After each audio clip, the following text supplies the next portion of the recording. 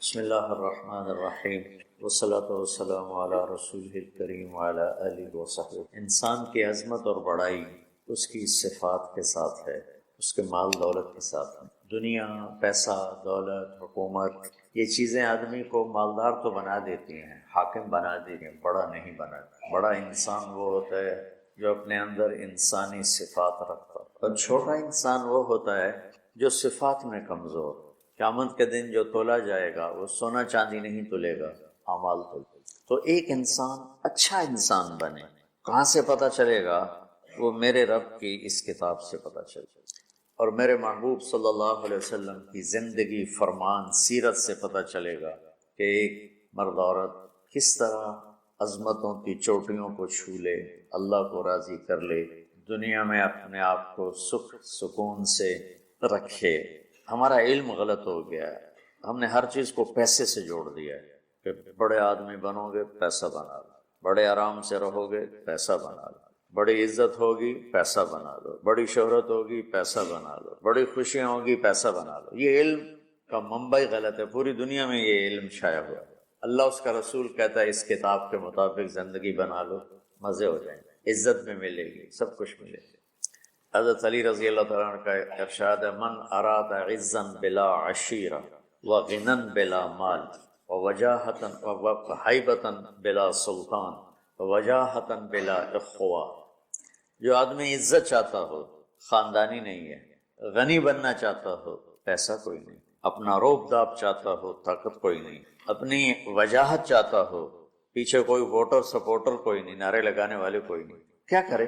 اور یہ چار چیزیں حدود کے اندر سب کو چاہیے، سب کی مطلوب ہے۔ مجھے عزت بھی چاہیے، اور مجھے کشادگی بھی چاہیے، تنگ دستی سے میرے نبی نے پناہ مانگی۔ مجھے اپنی ہیبت اور وجاہت بھی چاہیے، اگر یہ میں شریعت کی حدود کے اندر طلب کرتا ہوں تو اللہ کو بھی پسند، اس سے جب باہر جاتا ہوں تو اللہ کو ناپسند۔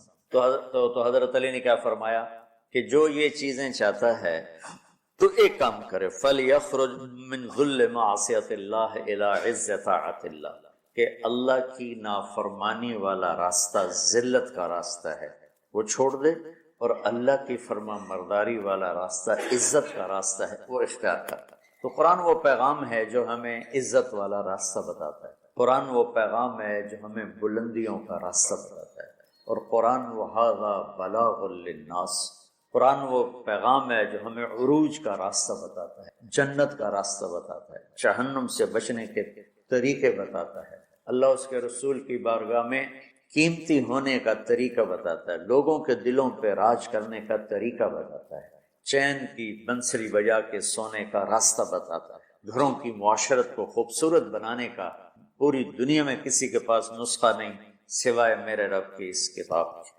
کتاب انزلناہ الیک لتخرج الناس من الظلمات الی النور۔ اور دکھ درد کی بات یہ ہے کہ امت نے قرآن چھوڑ دی۔ یا رب ان قوم اتخذوا ھذا القرآن مہجورا، ھذا کے لفظوں جو طاقت ہے، یا اللہ ان کی گود میں پڑا تھا قرآن، ان کی جھولی میں پڑا ہوا تھا قرآن، اور انہوں نے اس سے مہجورا، ترا کو نہیں، متروکا نہیں، مہجورا۔ ہجرت کا کیا مطلب ہوتا ہے؟ چھوڑ کے چلے جانا، پھر لوٹ کے نہ آنا۔ تو متروکا تو ہے ٹھیک ہے، کبھی میں گاؤں میں ہوتا ہوں، کبھی یہاں ہوتا ہوں، یہاں ہوتا ہوں تو گاؤں متروک ہو گیا، وہاں جاتا ہوں تو فیصلہ آباد متروک ہو گیا۔ مہجورا کہ یا اللہ یہ میری وہ امت ہے، ان قوم اتخذوا ھذا القرآن مہجورا، انہوں نے میرے قرآن سے ایسے ہجرت کی جیسے لوگ وطن چھوڑ کے دوسرے وطن جا کے ہجرت کر کے بیٹھ جاتے، تب اچھائی کہاں سے ملے گی، اچھا انسان کہاں سے بنے گا؟ تو اللہ کا شکر ہے اس مہینے میں امت قرآن سنتی ہے، پڑھتی ہے، تو سارے قرآن کا اور ایک گھنٹے میں 25-26 دن میں اس کو تو احاطہ نہیں کیا جا سکتا، تو جو اس میں آیات میری سمجھ میں آتی ہیں کہ یہ بیان کر دی جائیں تو وہ میں لے کے آپ کے خدمت میں پیش کر دیتا ہوں۔ 2 دن پہلے میں نے گھر کی زندگی پر خاوند اور بیوی کے رشتے کی بات کی تھی، ہن لباس لکم وانتم لباس لہم، کہ تمہاری بیوی تیرا لباس ہے، اور اللہ بیویوں سے کہہ رہا ہے کہ تمہارے خاوند تمہارا لباس ہے۔ جتنا لباس خوبصورت ہوتا ہے اتنا انسان پرکشش ہو جاتا ہے، جتنا آپ اپنے لباس کی حفاظت دیں، بیوی کی حفاظت کرو گے، بیوی خاوند کی حفاظت کرے گی، یہ رشتہ پرکشش ہو جائے گا، خوبصورت ہو جائے گا۔ اس میں ایک بات رہ گئی تھی، وہ ہے نساؤکم حرث لکم، یہ اسی میں آتا ہے لیکن تھوڑا سا آگے جا کے آتا ہے، تو اس دن بات وَإِذَا سَأَلَكَ عِبَادِي میں چلی گئی۔ تو نساؤکم حرث لکم فاتوا حرثکم انا شئتم، اس کا مفسرین نے ایک ہی مطلب بیان کیا جو فاتوا حرثکم انا شئتم، لیکن جو کہ میں ذمہ دار ہوں مجھے حرث سے ایک مطلب سمجھ آئے، میرے پیشے کا لفظ ہے نا حرث، انتم کیا ہے وہ تحرثون بھی کہیں ہے، افرأیتم ما تحرثون، افرأیتم ما تحرثون، تو فاتوا حرث، آپ تمام تصویریں دیکھو جو میں بیان کرنے لگا ہوں، میرا دعویٰ نہیں، توبہ میں نے تو ساری دیکھی نہیں، لیکن مجھے نہیں لگتا کسی کا ذہن اس طرف گیا ہوگا، ہو سکتا ہے گیا ہو کو میں اپنے علم کے دعوے، تو میں تو ویسے ہی طالب علم۔ اللہ نے یہاں عورت کو تشبیہ دی ہے کھیتی سے، تو میری آنکھ اس ماحول میں کھلی جہاں ہم پشتوں سے ذمہ دار چلے آ رہے ہیں، تو درخت جب پھل نہیں دیتا ہے تو ذمہ دار اس کو ڈنڈے مارتا ہے، اس کو گالیاں نکالتا ہے۔ کس طرح ذمہ دار ایک پودے کو پروان چڑھاتا ہے، یہ ہے تمہاری ذمہ داری اپنی بیوی، چونکہ تم نہیں کسی کے گھر گئے، تمہارے گھر کسی کی بیٹی آئی ہے، ماں چھوڑ کے، باپ چھوڑ کے، بہنیں چھوڑ کے، بھائی چھوڑ کے، سہیلیاں چھوڑ کے، اور اپنی ترتیب زندگی کو توڑ کر ایک بول پر تیرے گھر آئی ہے، تو پاگل تو آتے ہی اس کے ساتھ بدتمیز ہو رہا ہے، کبھی گالیاں دیتا ہے، کبھی تانے دیتا ہے، کبھی تیری ماں سے کچھ سناتی، کبھی تیرا ابا سے کچھ سناتا، کبھی تیری بہنوں سے کچھ سناتی، تو نے کھیتی کی راکھی کیا کرنی تھی، تو نے تو کھیتی کو آگ ہی لگا کے رکھ، تو یہ فصل کیسے دے گی، تو گندا دانا اس میں سے نکلے گا۔ تو عورت کو اللہ تعالیٰ نے زمین سے تشبیہ دی، اور اس سے آنے والی اولاد کو کھیتی سے اللہ تعالیٰ نے تشبیہ دی، اور زمین سے کھیتی لینے کا ایک طریقہ ہے، ہل چلتا ہے، زمین نرم کی جاتی، پانی لگتا ہے، پھر اسے اور نرم کیا جاتا ہے، پھر جڑی بوٹیوں کو صاف کیا جاتا ہے، اسے تیار کیا جاتا ہے، پھر اس میں دوبارہ ہل چلا کے بیج لگایا جاتا ہے، پھر اس بیج کی راکھی کی جاتی ہے، حفاظت کی جاتی ہے، جب وہ پانی مانگتا ہے پانی دیتے ہیں، چاہے رات کے 12 بجے بھی پانی کی ضرورت ہے وہ پانی پہنچ رہا ہوتا ہے، وہ کھاد مانگتا ہے کھاد دیتے ہیں، وہ گوڈی مانگتا ہے گوڈی دیتے ہیں، اور اس میں گندی جھاڑیاں پیدا ہوتی ہیں، تو ہم الگ مزدور لگا کر ان گندی جھاڑیوں کو نکالتے ہیں، اور اب سپرے آ گئے ہیں کہ سپرے کرو تو صرف وہ گندی جو بوٹیاں ہیں وہ مر جاتی ہیں، فصل کو کچھ نہیں ہوتا۔ میں آپ کے سامنے ایک نقشہ بیان کر رہا ہوں کہ اللہ تعالیٰ یہاں خامد اور بیوی کی زندگی کو کس خوبصورت انداز میں بیان فرما رہا ہے۔ اعلیٰ فصل لینے کے لیے یہ سب کچھ کرنا پڑتا ہے۔ ذمہ داروں کے پاس عام طور پہ پیسہ نہیں ہوتا، وہ جاتے ہیں جی کھاد چاہیے دی، وہ کہتے 500 روپے ود لواں گے، وہ کہتا جی لے لو کھاد دے دو میری فصل مر دی، تو پھر اسے سپرے کرنا ہوتا ہے تو اس کے پاس پیسے نہیں ہوتے، پھر وہ سپرے والے کے پاس جائے، یہ نہیں کہتا پیسے کو نہیں دفع کرو، آپ پہ ہوندی تو ہوئے نہیں ہوندی تو نہ ہوئے، ایسا پاگل کوئی ذمہ، چاہے 1 ایکڑ کا ہو چاہے 100 ایکڑ کا ہو، پھر وہ کہتا ہے جی کھاد چاہیے دیے، یوریا، وہ کہتا وہ سپرے کی دوا چاہیے، ڈبے دے پیچھے 200 روپے زیادہ لواں گا، اچھا جی لے لے جی چلے کپا آ جاندی میں دے دیواں گا، وہ ادھار پہ مہنگا سامان اٹھاتا ہے اور اس کی ضرورت کو پورا کرتا ہے۔ وہ گندم کو یہ نہیں کہتا، کپاس کو یہی نہیں کہتا میرے کو پیسہ کوئی نہیں، میں نہ تینوں پانی لا سکنا، نہ کھاد دے سکنا، نہ سپرے کر سکنا، تو پھر مکھیاں ہی مارے گا، روٹی تو کوئی نہیں لبنی۔ عورت کی زمین میں محبت کا حل چلاؤ، اپنے رات کے آنسوں سے اس کو پانی لگاؤ، اپنے اخلاق کے ذریعے سے اس میں بیج ڈالو، پھر اس کو عزت دے کر، احترام دے کر اس فصل کی آبیاری کرو، اس کو اوپر چڑھاؤ۔ اس میں جو گندی جھاڑیاں ہو گئیں، کبھی یہ ادھر سے گندا آئے گا، کبھی ادھر سے گندگی آئے گی، کبھی ساس کی طرف سے، کبھی سسر کی طرف سے، کبھی بہنوں کی طرف سے، کبھی لڑکی کے ماں باپ کی طرف۔ بعض لڑکی کے ماں باپ ایسے بے وقوف ہوتے ہیں کہ اپنی بیٹیوں کا گھر اجاڑ دیتے ہیں، شادی کرنے کے بعد بھی بیٹی کو اپنے حکم پر چلانے کی کوشش کرتے ہیں، تو خاوند کہاں برداشت کرتا ہے؟ شادی کے بعد بیوی پر ماں کا حق نہیں ہے، باپ کا حق نہیں ہونے کا مطلب ہے کہ پہلے اب خاوند کا حق ہے، پھر ماں باپ کا حق ہے۔ ماں کچھ کہے، خاوند کچھ کہے، تو اسے خاوند کی اطاعت کرنی ہے، ماں کی نہیں، ماں کی۔ لیکن کچھ والدین ایسے ہیں جو اپنے بیٹیوں کو برباد کر دیتے ہیں، پیچھے سے ڈوریں ہلا ہلا ہلا، ایسے کیسز چھوڑے ہیں۔ زیادہ جو مسئلہ ہے وہ سسرالی مسئلہ ہے، تو اس میں وہ جو گندی جھاڑیاں پیدا ہوتی ہیں نا، ان کو وہ سلیقے سے نکالتا رہے، نکالتا رہے، نکالتا رہے، نکالتا رہے، اور اس کی حفاظت کرتا رہے۔ یہ جو آموں کا باغ لگتا ہے نا، تو چھوٹا ہوتا ہے، جب سردیاں آتی ہیں تو اس کو ہم کور کر دیتے ہیں، سر پہلے اس کے اوپر چونے کا سپرے کرتے ہیں، چونے کا، کہ اس کے پتوں کے اوپر ایک تہ جم جائے، اور اس کے تنے پر بھی چونا لگاتے ہیں تاکہ ٹھنڈک اندر نہ جائے، پھر اس کو یوں کور کر دیتے ہیں کہ اندر سردی نہ جائے. اتنی حفاظت ایک چھوٹے سے پودے کی جاتی ہے، تب جا کر وہ پروان چڑھتا ہے. اور سب سے بڑا پودا انسان ہے، اور سب سے قیمتی دھرتی ماں ہے، اور سب سے قیمتی رشتہ خامد اور بیوی ہے. اور آج کے خامد بیوی کو ماں کی گالیاں نکال رہے، بہنوں کی گالیاں نکال رہے، جیسے وہ خرید کے کسی لونڈی کو خرید کے لیں. کسی کی بیٹی ہے کھیتی، تم لوگ دورے والے اب جا رہے ہو، تمہاری شادیاں ہو گئی، تو اللہ کے واسطے بچوں بدتمیز نہ بننا اپنی بیویوں کے ساتھ. یاد رکھنا میری باتوں کو. وہ جو گیت تم نے سنا نہیں میری عمر بھر کا ریاض تھا، میرے درد کی تھی وہ داستاں جسے تم ہنسی میں اڑا گئے. کہیں ایسا نہ کر دینا میری باتوں کو.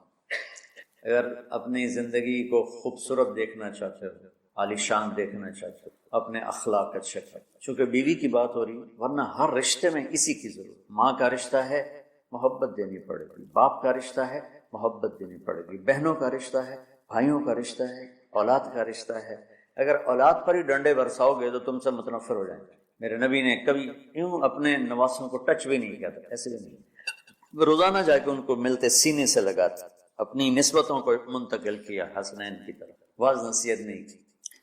بہت سے بچے علماء کے، تبلیغ والوں کے، نیک لوگوں کے ضائع ہو گئے کہ بچے کا ذوق نہیں دیکھا، بس حافظ بنانا ہے، عالم بنانا ہے، حافظ بنانا ہے، عالم بنانا ہے. بناؤ حافظ، بناؤ عالم، خالی ذوق دیکھ لو. اگر نہیں ہے تو اچھا مسلمان بناؤ، یہی کافی ہے. اگر زبردستی چلایا تو وہ بچہ نہ دین کا رہے گا، نہ دنیا کا رہے گا، نہ مدرسے کا رہے گا، نہ تبلیغ کا رہے گا. یہ لاکھوں مثالیں میرے سامنے. تو اولاد پر بھی جبر کرو گے تو باغی ہو جائیں گے. ایک ہمارے ساتھی نے اپنے بیٹے کو حافظ بنایا، وہی تبلیغی زور، بچے کو تمنا نہیں ہے، انہیں بنایا. جو اس کا سر نکل آیا اس کا اور اس کی شادی ہونے لگی تو اس کے والد نے کارڈ چھپوایا، حافظ فلاں فلاں. انہیں سارے کارڈ جلا دیے. جلانے کا مطلب پھینکوا دیا کہ نئے سرے سے کارڈ چھپواؤ اور حافظ کا نام کٹاؤ، حافظ کا نام کٹا کے میرے کارڈ چھپاؤ. یہی فیصل آباد کا واقعہ. تو تمہارے ساتھ عالم کا لفظ لگا ہوا ہے، تم کہو کہ میری اولاد بھی عالم ہو. 6 مہینے کی اولاد، اس کے سر پہ بڑی ساری ٹوپی ہوئے، جی چاہے تو اس سے داڑھی بھی کاٹ لو ہوتی تھی. تو اتنے اتنے بچوں کے سر پہ ٹوپیاں چڑھائی ہوتی ہیں. ان کی فطرت کی زندگی، ان کو کھیلنے دو، انہیں ٹائم دو. انہیں دیکھو یہ کدھر موڑ رہے ہیں، جس طرف ان کا دھارا جا رہا ہے. صرف عالم بننے والا ہی مسلمان ہوتا ہے، صرف حافظ بننے والا ہی مسلمان ہے، اور کوئی مسلمان ہے ہی نہیں. اللہ نے ہمیں جو دعا سکھائی ہے، رب حبلی من الصالح، رب حبلی من العلماء تو نہیں کہا، رب حبلی من الحفاظ بھی نہیں کہا، من الصالحین. نیک ہونا ضروری ہے، عالم ہونا ہو گیا تو ٹھیک ہے، نصیب کی بات ہے، بہت اعلیٰ چیز. حافظ بن گیا بہت اعلیٰ چیز، لیکن زبردستی کراؤ گے پچھتاؤ. زندگی کے تمام شعبوں کو زندہ کر دیں.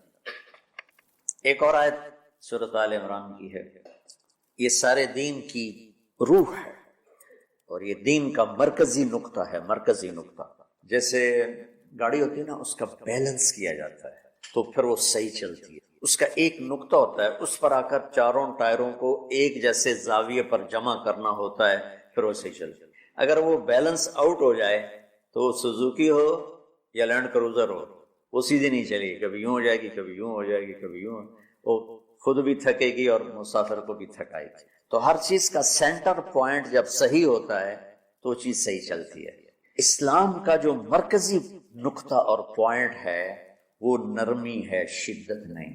وہ نرمی ہے، وہ عبادات اور باقی ساری چیزیں اپنی اپنی جگہ پر، لیکن ان سب کو جوڑنے والی جو چیز ہے وہ نرمی ہے. یہ میں نے کہاں سے لیا؟ میں ایک دفعہ جا رہا تھا پاناما، تو سورہ کہف کو دیکھ کے پڑھ رہا تھا. ویسے مجھے یاد ہے میں دیکھ کے پڑھ رہا تھا. تو جب میں وَلْيَتَلَطَّفْ پر پہنچا تو حاشیے میں لکھا تھا نصف القرآن. تو میں ایسی تھوڑی دیر سوچ میں پڑا کہ یہ اللہ تو قادر ہے، یہاں کوئی لفظ لا سکتے تھے اللہ تعالیٰ، یہ کیوں لائے وَلْيَتَلَطَّفْ؟ حد سے زیادہ نرمی کا معاملہ کرنا. وہ جو روٹی لینے میں گیا ترکی میں، ترسوس ایک جگہ ہے جہاں اردن والے بھی دعویٰ کرتے ہیں کہ یہاں سے اصحاب کہف، میں نے وہ بھی دیکھا ہے، اور ترکی والے بھی کہتے ہیں میں نے وہ بھی دیکھا ہے. تو ترکی والا قرآن کی تعبیر سے زیادہ جوڑ کھاتا ہے، اردن والا جوڑ نہیں کھاتا ہے. اس کا وَلْيَتَلَطَّفْ، اے بھائی کوئی بھاؤتاؤ کے چکر میں نہ پڑنا، بڑی نرمی سے پیار محبت سے روٹی لے کے آجا، بھوک لگی. اور صیغہ مبالغے کا ہے، تلطف، تفاعل مبالغہ اور تکلف. تو تمہارے اندر اگر سختی ہے پھر بھی تم با تکلف نرمی کرو، تمہارے اندر شدت ہے پھر بھی اپنے اوپر نرمی طاری کرو. تو یہاں سے مجھے یہ بات سمجھ میں آئی کہ پوری شریعت کا سینٹر پوائنٹ قرآن ہے، اور قرآن کا سینٹر پوائنٹ نرمی ہے. وَلْيَتَلَطَّفْ. اب ہمارے ڈانٹ ڈپٹ کو بزرگی سمجھا جاتا ہے، ڈانٹ ڈپٹ کو تربیت سمجھا جاتا ہے. استاد شاگرد کو ڈانٹ رہے ہیں، پیر مریدوں کو ڈانٹ رہے ہیں، امیر مامور کو ڈانٹ رہے ہیں، والدین اولاد کو ڈانٹ رہے ہیں، اور میرا اللہ کہہ رہا ہے نرمی. اب آیت سنو، یہ بات سمجھ میں آئے گی؟ اب آیت سنو. اللہ تعالیٰ فرما رہا ہے اپنے محبوب سے فَبِمَا رَحْمَةٍ مِّنَ اللَّهِ لِنتَ لَهُمْ وَلَوْ كُنتَ فَظًّا غَلِيظَ الْقَلْبِ لَانفَضُّوا مِنْ حَوْلِكَ فَاعْفُ عَنْهُمْ وَاسْتَغْفِرْ لَهُمْ وَشَاوِرْهُمْ فِي الْأَمْرِ فَإِذَا عَزَمْتَ فَتَوَكَّلْ عَلَى اللَّهِ إِنَّ اللَّهَ يُحِبُّ الْمُتَوَكِّلِينَ. لِنتَ لَهُمْ بِرَحْمَةِ اللَّهِ، یہ ہونا چاہیے. جو نحو کا قاعدہ ہے، فعل پہلے ہوتا ہے، اس کے متعلقات بعد میں ہوتے ہیں. تو لنت لہم برحمت اللہ، آپ اللہ کی رحمت سے نرم ہو گئے اپنے امت کے لیے. لیکن اللہ تعالیٰ نے فبما، اللہ نے اپنے نبی پر جتنے احسان قرآن میں بتلائے ہیں، الم یجدک یتیما فآوی ووجدک ضالا فہدی ووجدک عائلا فأغنی الم نشرح لک صدرک ووضعنا عنک وزرک الذی انقض ظہرک ورفعنا لک ذکرک انا اعطیناک الکوثر هو الذی ایدک بنصرہ وبالمؤمنین. اب قرآن میں دیکھو وکان فضل اللہ علیک کبیرا، اللہ نے قرآن میں اپنے نبی پر جو احسان کیے وہ بتائے اور جتلائے ہیں. ہم نے آپ کے ساتھ یہ کیا ہے. یہ احسان جیسے اللہ نے بتایا ہے نا اپنے نبی کو، یہ احسان نرمی والا جس طریقے سے بتایا، اس طریقے سے کسی احسان کو ذکر نہیں. فبما، میرے ہاتھوں کو دیکھو، ہم جب کہتے ہیں بہت بڑا، اس سے آگے تو ہمارے ہاتھ نہیں جاتے نا. تو میرا ایک بھتیجا تھا تو دیر سے بولا، جب وہ گاڑی پہ ہوتا تو ہم کہتے کس چیز پر آئے ہو، تو وہ یوں کرتا، اور جب وہ بس پہ آتا تو کہتے ایسے ایسے کرتا، ایسے ایسے، کہ بھائی بس بڑی ہوتی ہے نا تو اس کا یوں اشارہ کرتا، اور گاڑی چھوٹی ہوئی تو اس کا یوں اشارہ کرتا. تو فبما، یہ جو فبما رحمہ ہے نا، یہ زمین آسمان سے بھی باہر نکل گیا ہے، اور مشرق و مغرب سے پار ہو گیا، شمال جنوب سے پار ہوگا، فوق تحت سے پار ہو گیا. اللہ تعالیٰ فرما رہا ہے میرے محبوب میری اتنی بڑی رحمت آپ پر آئی جس کو آپ کے رب کے سوا کوئی نہیں جانتا، اور پھر آپ نرم ہو گئے. نرم ہو. ان اللہ لا یعطی علی الرفق ما لا یعطی علی العنف. اللہ جو نرمی پہ دیتا ہے وہ سختی پہ نہیں دیتا. لو کان الرفق خلقا لما رأى الناس خلقا احسن منه، نرمی کی کوئی شکل ہوتی تو اس سے حسین کائنات میں کوئی شکل نہ ہوتی، جنت کی حور سے بھی اعلیٰ شکل ہوتی. وَلَوْ كَانَ الْعُنْفُ خَلْقًا لَمَا رَأَى النَّاسُ خَلْقًا أَبْغَضَ مِنْهُ. اور اگر بد اخلاقی کی، سخت مزاجی کی کوئی شکل ہوتی تو شیطان سے بھی زیادہ خوفناک ہوتی.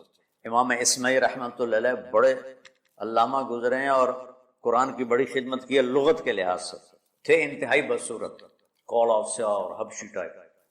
کہنے لگے زندگی میں کبھی دھوکہ نہیں کھایا سوائے ایک دفعہ ایک لڑکی نے مجھے ایسا بیوقوف بنایا کہ میرے 14 طبق روشن کر دیے کہ میں جا رہا تھا تو ایک خوبصورت لڑکی نے مجھے مسکرا کے اشارہ کیا، بھائی کوئی میرے اوپر بھی عاشق ہے تو میں اس کے پیچھے چل پڑا. وہ آگے آگے میں پیچھے پیچھے، وہ آگے آگے میں پیچھے پیچھے. بازاروں میں چلتے چلتے ایک مصور کی دکان پہ پہنچے تو اس نے مصور سے یوں اشارہ کیا اور آگے چلی گئی. وہ آگے چلے گی تو میں حیران ہو گیا. میں نے کہا بھائی یہ کیا چکر ہے؟ کہا جی یہ بچی کل میرے پاس آئی تھی کہ مجھے شیطان کی فوٹو بنا کے دو.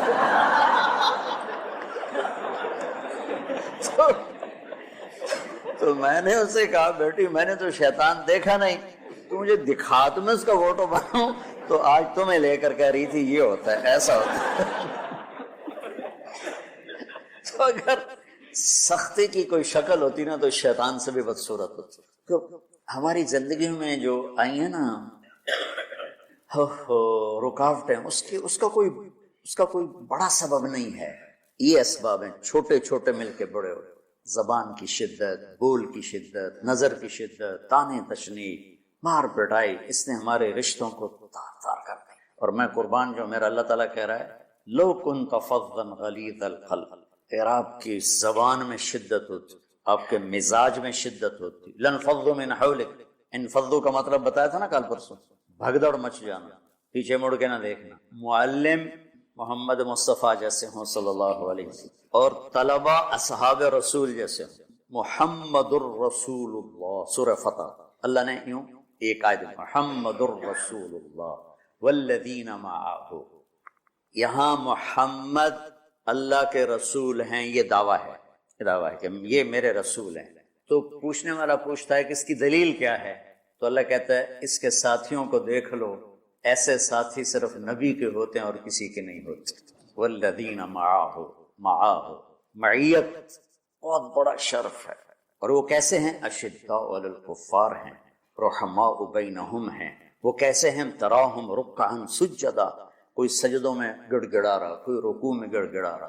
اور اخلاص ایک باریک چیز ہے جس کو موت سے پہلے ہم دعویٰ نہیں کر سکتے کہ میں جو کچھ کر رہا ہوں اخلاص سے کر رہا ہوں. لیکن وہ اتنے اللہ کے قریب ہوئے کہ اللہ نے ان کے اخلاص کی خود گواہی دی. یبتغون فضلا من اللہ ورضوانا. میں صرف قرآن سے صحابہ کو بتا رہا ہوں. تتجافى جنوبهم عن المضاجع يدعون ربهم خوفا وطمعا. میرے نبی کے ساتھ چلنے والے صحابہ کیسے ہیں؟ راتوں کو اٹھ اٹھ کے روتے ہیں، بستروں سے جدا رہتے ہیں. کیسے ہیں؟ كانوا قليلا من الليل ما يهجعون، رات کو بہت تھوڑا سوتے ہیں. وبالاسحار هم يستغفرون، اور پھر سحری کے وقت توبہ استغفار کرتے ہیں. یہ کیسے ہیں؟ یؤثرون علی انفسهم ولو كان بهم خصاصہ، خود بھوکے رہ کر یہ اوروں کو کھانا کھلاتے ہیں. یہ کیسے ہیں؟ لقد رضی اللہ عن المؤمنین اذ یبایعونک تحت الشجرہ فعلم ما فی قلوبہم. یہ کیسے ہیں؟ یہ قرآن صرف بتا رہا ہے کہ صحابہ. آخری بات درجہ بندی کی. لا یستوی منکم من انفق من قبل الفتح وقاتل. میرے محبوب آپ کے صحابہ کے دو ہیں جماعتیں. ایک وہ ہیں جو فتح مکہ سے پہلے ایمان لائے، اور ایک وہ ہیں جو فتح مکہ اور اس سے آخر تک ایمان لائے. یہ جو بعد والے ہیں نا، یہ پہلے والوں کے برابر نہیں ہو سکتے. اللہ نے فرق مراتب رکھا ہے. لیکن ایک وعدہ میرا آپ کے ساتھ ہے. کیا وہ کیا ہے؟ کلن وعد اللہ الحسنى. میرا وعدہ ہے آپ کے ہر صحابی کو جنت دوں گا، ہر صحابی کو جنت دوں گا. اور یہ پہلی جماعت ہے جن کی حمایت میں قرآن اترتا تھا. اور ایک عجیب ہے، ایک لفظ قرآن کا، ایک لفظ، ایک آیت اتری لا يستوي القاعدون من المؤمنین والمجاہدون فی سبیل اللہ. یہ آیت ایسی اتری جس میں نے پڑھا ہے کہ اللہ کے راستے میں جہاد کرنے والے اور گھر بیٹھنے والے برابر نہیں ہو سکتے. عبداللہ بن ام مکتوم نابینا صحابی ہیں. انہوں نے جب آیت سنی کہا یا اللہ یہ کیا کہا؟ وہ میں انا محتاج، میں کتوں جا کے جہاد کرنا ہے، میرے لیے تو گنجائش دے. سبحان، کیسے لوگ. جبریل دوڑے آئے اور وہی کیا لائے؟ ایک لفظ، صرف ایک لفظ کہ یا رسول اللہ. اللہ فرما رہے ہیں کہ کیا ہے؟ عبس وتولی اذ جاءہ الاعمى. کا میرے بندے کی فریاد میرے پاس پہنچ چکی ہے، لہٰذا اب اس آیت کو یوں پڑھا جائے لا يستوي القاعدون من المؤمنین غیر اولی الضرر والمجاہدون فی سبیل اللہ. کہ جو معذور ہیں ان کے علاوہ جو صحت مند ٹھیک ٹھاک ہیں وہ اور جو میرے راہ میں ہیں برابر نہیں ہو سکتے. تو عبداللہ بن ام مکتوم کی فریاد پر قرآن کا ایک لفظ ہے، اور خولہ کی فریاد پر آیات بارش کے قطروں کی طرح. قد سمع اللہ قول التي تجادلك في زوجها وتشتكي الى الله والله يسمع تحاوركما ان الله سميع بصير. الذين يظاهرون منكم من نسائهم ما هن امهاتهم ان امهاتهم الا اللائي ولدنهم وانهم ليقولون منكرا من القول وزورا. یہ پھر آگے بھی چلتی ہیں. ایک دیہاتی عورت کی فریاد نے عرش ہلا دیا اور قرآن اترا. یہ لوگ تھوڑا اور سنا دو تاکہ آپ کو خولہ کا پتہ چلے. خولہ کیا چیز ہے؟ انصاری عورت ہے، ہاں مان لے ایک عورت ہے، خامن نے غصے میں طلاق دے دی. طلاق تھی زہار، تو میرے لیے میری ماں کی طرح ہے. اس طلاق کے بعد رجوع ہو ہی نہیں سکتا. 3 طلاق میں تو رجوع ہو جاتا نا کہ کسی اور جگہ شادی ہو جائے، وہاں سے طلاق ہو جائے واپسی. لیکن اس میں رجوع ایسا ہی ہے شیخ، ایسے ہی ہے. اس میں دوبارہ اگر اس کی شادی ہو جائے اور پھر وہاں سے وہ فارغ ہو کر اس سے شادی نہیں ہو سکتی. یہ اس زمانے کا رواج تھا. اب یہ ان کی عمر گزر گئی تھی، جو بھاگی اللہ کے نبی کے پاس ہے. یا رسول اللہ میرے خامن اوس بن مالک نے زہار کر دیا، اوس بن سامت نے مجھ سے زہار کر دیا. تو کیا فتویٰ ہے؟ آپ نے کہا حرمتی علیہ، بیٹی تو حرام ہو گئی۔ بولیں گے یا رسول اللہ اکل مالی وافنا شبابی، جوانی میری ڈھل گئی، مال میرا کھا گیا وہ، تو میں کہاں جا کے بیٹھوں، ماں باپ میرے نہیں ہیں۔ آپ نے کہا حرمتی علیہ، تو اس پہ حرام ہو گیا۔ پھر اس نے کہا یا رسول اللہ میرا کیا بنے گا؟ تو آپ چپ ہو گئے؟ تو جب وہ مانتی نہیں تو کیا کرو، آپ چپ ہو گئے۔ حضرت عائشہ رضی اللہ عنہا آپ کو کنگھی کر رہی تھی۔ جب اس نے دیکھا اللہ کے نبی نے جواب دینا چھوڑ دیا ہے، کہا چلے ٹھیک ہے میں اپنے رب سے بات کرتی ہوں۔ اس نے وہیں بیٹھے بیٹھے ہاتھ اٹھایا، اے اللہ ان لی من حسبیۃ صغار، اے میرے رب میرے چھوٹے چھوٹے بچے، ان ضممتہم الی فجعوا وان ضممتم الیہ فضاعوا، میرے رب میرے چھوٹے چھوٹے بچے، عمر میری ڈھل گئی، میری دوسری شادی نہیں ہو سکتی، ان بچوں کو میں اپنے پاس رکھوں تو ان کو روٹی کہاں سے کھلاؤں، یہ بھوکے مریں گے۔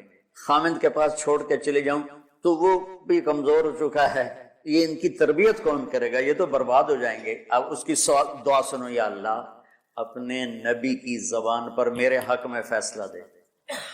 یہ نہیں کہا کہ تو اپنی شریعت کا فیصلہ سنا، کہ اللہ میرے حق میں دینا ہے فیصلہ۔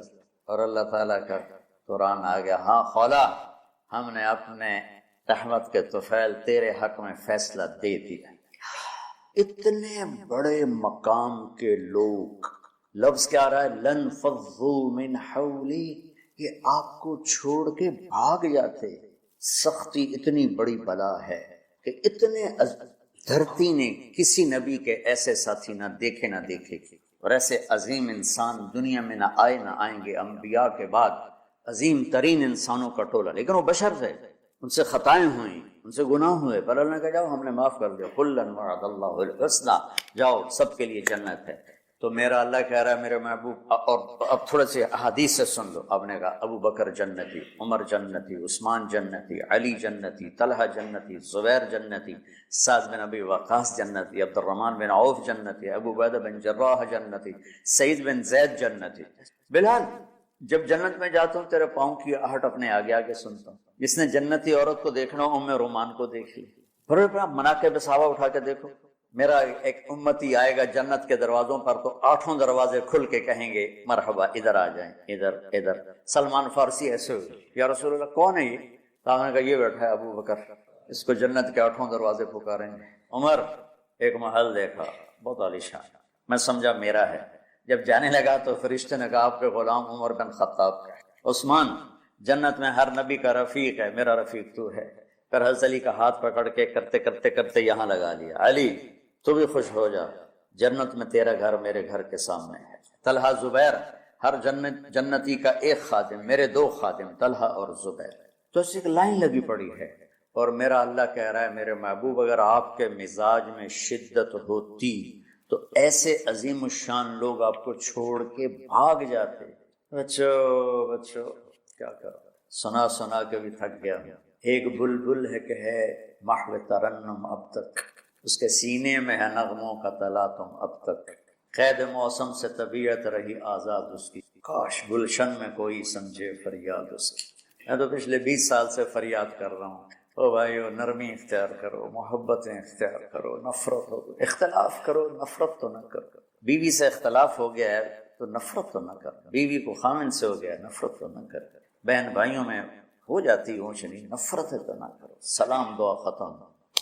تو آپ فارغ ہونے والے ہو، یہ اسباق یاد رکھو گے تو آپ ہی کو فائدہ ہوگا انشاءاللہ۔ پھر جہاں جاؤ گے گلاب کے پھول کی طرح مہکو گے۔ چمن میں بہت سے پھول ہوتے ہیں لیکن جہاں گلاب کھلا ہوتا ہے سب کی نظر وہیں جا کے ٹکتی۔ تو اگر میں نے یہ اخلاق بنا لی، یہ نرمی اپنے اندر پیدا کر لی، تو اللہ کی قسم گلاب کے پھول کی طرح مہکو گے، اور پرکشش بھی ہوگی، جاذبیت بھی ہوگی۔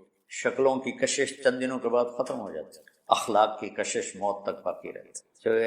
جیسے روٹی کی طلب موت تک ختم نہیں ہوتی، باقی چیزیں آدمی کہتا ہے یار گوشت بڑا کھا لیا، دال بناؤ، بھنڈی کھا لی اب توری بناؤ، لیکن روٹی ایسی ہے اسے کوئی کسی دن جاتا ہے روز ہی روٹی، تو اس طرح اندر رچ پچ گئی۔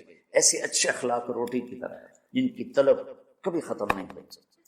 تو ہمارے علمی حلقے ہوں، دیندار حلقے ہوں، ان سب میں شدت پائی جاتی، ہر درجے کی شدت۔ تم بیچ میں موم بن کے جاؤ، لوہا بن کے نہ جاؤ، موم بن کے جاؤ۔ سارے رشتوں کی تلخیوں کو اپنے پی جا، ایام کی تلخی کو بھی ہنس کے ناصر، غم کے سہنے میں بھی قدرت نے مزہ رکھا ہے۔ تلخیوں کو پینا سیکھو، زبان کو بند کرنا سیکھو، اور پھر مسکرانا سیکھو، اور نرمی کا سلوک سیکھو جو میرے نبی کی سب سے عالی شان صفت فبما رحمت من اللہ۔ یہ واقعہ پتہ کب کا ہے؟ جب احد کی لڑائی میں شکست ہو گئی تو کافی سارے صحابہ میدان چھوڑ کے دوڑ گئے، تو جب ابو سفیان کا لشکر واپس چلا گیا تو وہ واپس آئے، وہ سب ڈرے ہوئے تھے کہ اب ہمیں بڑی ڈانٹ پڑے، ہمیں بڑی ڈانٹ پڑے۔ شہاب الدین غوری نے تراوڑی کی پہلی جنگ لڑی تھی پرتھوی راج کے خلاف، ہم جو چوہان راجپوت ہیں ہم اس کی نسل سے ہیں، پرتھوی راج، تو وہ شکست ہو گئی۔ تو جن افغانی سرداروں نے دوڑ لگا دی تھی نا، اس نے سارا سال ان کے منہ کے اوپر نہ توبڑے چڑھا دیے تھے، بوجھا نہیں تو بوجھا سیکھ ان کے منہ پہ چڑھا دیا تھا، پورا سال ان کے منہ پہ وہ بوجھے لگے رہے کہ یہ وہ ہیں جو بھاگ گئے تھے۔ بادشاہ تو یوں کرتے ہیں۔ میرے نبی کے صحابہ جب سہمے آئے کہ بس دیکھو اب کیا بنتا ہے، تو آپ نے مسکرا کے ان کا استقبال، آؤ۔ اس پر میرے اللہ نے یہ کہا، واہ میرے محبوب، یہ آپ کے رب کا آپ پہ احسان ہے کہ آپ نرم ہو گئے، ورنہ ایسے موقعوں پہ تو ڈانٹ ڈپٹ سوڑوا دیا تھا۔ استنبول کا قلعہ فتح نہیں ہو رہا تھا، سلطان محمد فاتح 21 برس کا، تو اس نے سپہ سالار کو بھرے مجمع میں کوڑوں سے اس کی پٹائی شروع کر دی اور اس کو ہٹا کے دوسرے کو لگا دیا۔ اور میرے نبی کہہ رہے ہیں آؤ بھائی، اوپر اللہ کی محبت دیکھو، اللہ تعالیٰ کہہ رہا ہے میرے نبی معاف کر، پہلے ہی آپ نے معاف کر دیا، پر میں بھی سفارش کرتا ہوں آپ ان کو معاف کر۔ اور آگے کہتے ہیں وَاسْتَغْفِرْ لَهُمْ، اور آپ مجھے بھی کہیں کہ میں بھی معاف کر دوں۔ کیا لوگ تھے کہ جن کے بارے میں اللہ کہہ رہا ہو مجھے کہو میں ان کو معاف کر دوں۔ ایسے عظیم لوگ بھی شدت برداشت نہ کر پاتے۔ بھائیو میری فریاد سمجھو اللہ کے واسطے، نرمی اختیار کرو، نرمی۔ سختی کے بغیر جی کام نہیں چلتا ہے، ارے یہ بکواس ہے، تمہارے نفس کی شرارت ہے۔ میرے نبی فرما رہے ہیں نرمی پہ جو اللہ کرتا ہے وہ سختی پہ نہیں کرتا۔ السلام علیکم ورحمۃ اللہ وبرکاتہ۔ الحمد للہ الذی لیس کمثلہ شیء وهو السمیع البصیر المتعالی عن الشریک والشبیہ والبدیل والنذیر۔ اشہد ان لا الہ الا اللہ وحدہ لا شریک لہ واشہد ان سیدنا ومولانا محمدا عبدہ ورسولہ۔ اما بعد فاعوذ باللہ من الشیطان الرجیم، بسم اللہ الرحمن الرحیم۔ ذالکم اللہ ربکم الحق فماذا بعد الحق الا الضلال فانا تصرفون۔ اللہ کو چھوڑ کے کہاں جا رہے ہو؟ دھکے کھاؤ۔ یا ابن آدم تکفلت برزقک فلا تتعب، میرے بندے میں تیری روٹی کا ذمہ لے چکا ہوں، پریشان نہ ہو، بس اطلبنی تجدنی، تو میری طلب میں آ، میں تجھے مل جاؤں گا۔ میرے دوست احباب، جاننے والے نہ جاننے والے، اللہ تعالیٰ کی طرف سے ہم پر بڑا احسان ہوا ہے۔ اللہ تعالیٰ نے ہفتے میں 7 دنوں میں ایک دن بابرکت بنایا، وہ جمعہ کا ہے۔ اللہ تعالیٰ نے قوم یہود سے کہا کہ میرے علم میں ایک دن ہے بہت برکت والا، وہ تم ڈھونڈو اور چن لو۔ تو انہوں نے خطا کھائی اور ہفتے کا دن چن لیا۔ ہفتے کو یہودی عبادت کرتے ہیں، کام نہیں کرتے۔ پھر اللہ تعالیٰ نے عیسیٰ علیہ السلام کی قوم سے کہا کہ ایک دن میرے بارگاہ میں بہت بابرکت ہے، دعائیں قبول ہوتی ہیں، اسے تم ڈھونڈو۔ ان پہ چھوڑا تو انہوں نے اتوار چن لیا۔ لیکن جب ہماری باری آئی تو اللہ نے ہمیں نہیں کہا کہ ڈھونڈو، اللہ نے اپنے محبوب کی محبت میں جناب رسول اللہ